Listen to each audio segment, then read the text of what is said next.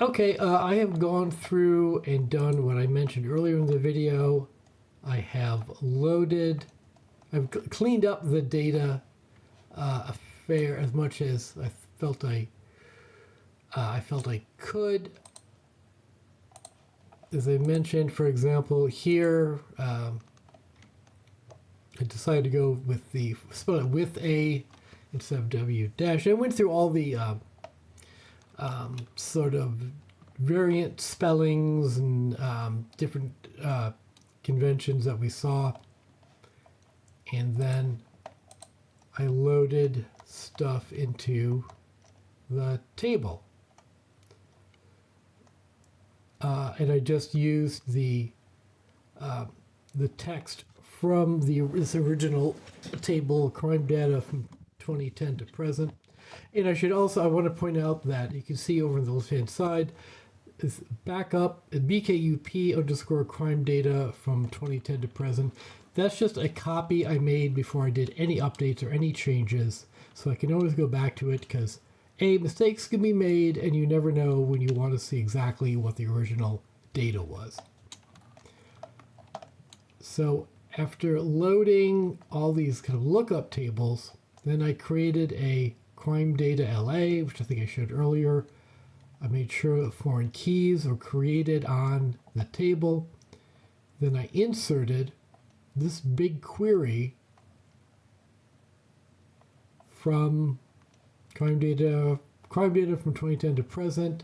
And then I join on the text fields because I use the text fields from crime data from 2010 to present to load the lookup tables. So they should all match. And if we go over here, here's a query where I kind of bring it all together. I'm querying off crime data LA. I'm joining to my lookup tables so that I've got the text field status code name, premise code name, so forth, crime code name, area name, crime ID. So now there's a primary key on my main table. Every table has a primary key now. So if I need to look up this first row, it occurred March 11th, 2013, reported the 14th on a Monday, As you see, I know I can always find that. I have this crime ID 1 is just this crime here, one row per crime. And I have these lookup tables to give me extra information. And you can do things SQL Server and this is all in many other SQL compliant database systems. In SQL Server in particular, you have a display estimated execution plan to see what it's doing. So you can see clustered index scan,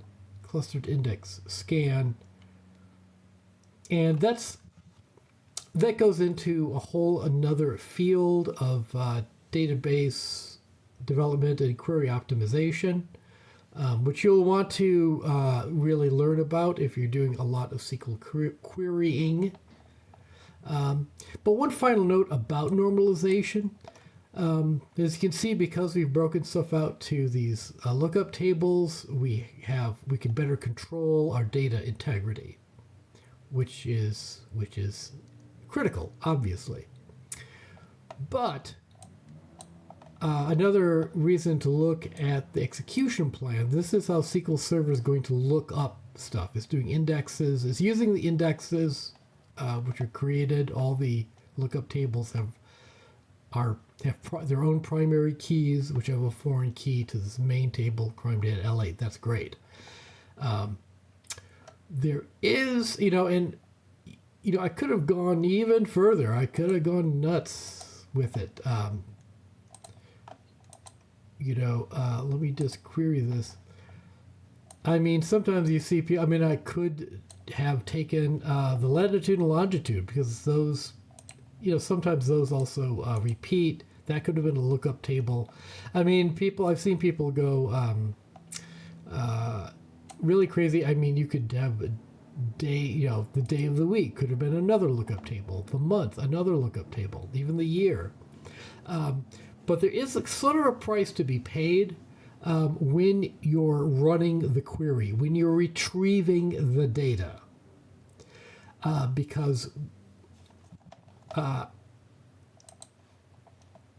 by putting them in separate tables and having indexes, we are making SQL Server do the work of looking stuff up through the indexes. And sometimes you like to have just all the information you may want just in one table. Like if people just want, maybe they're just doing information, they're doing a query on location, which is latitude and longitude, and the date things occurred. Let's just say that's what they really want to do. They don't have to worry about indexes. These tables can get pretty big. Basically it speeds the query. So normalization, let's just type it this way. Let's do caps lock. Normalization, data integrity, non-normalization can be faster query. So with a lot of things, let's spell normalization correctly, shall we? Okay. There's a bit of judgment calls, and you can change stuff if you really wanted to. You could, it's work. You want to make those decisions early on. If you find like, I've normalized some stuff that I don't really, that's really making my query drag. You can change things. You can add more queries. You can change queries. Like for example, if people are searching on date occurred a lot, we might put we could put a lot more indexes on this table, or latitude and longitude, for example. We might want some indexes on that, and that's useful. It might make things run faster, and we wouldn't have to change this query, because this query will probably go into stored procedure with something in the where date occurred equals some variable. And if we want to put, you can try different indexes, and that will not require a change of the query. If you change the structure of the table itself, like you say, let's denormalize some things, you can do that, but then you've got to change the query in any query that touches that table. In cases where you have lots of different users who are using that table. Okay, I think that's it for this video. I hope you found it interesting.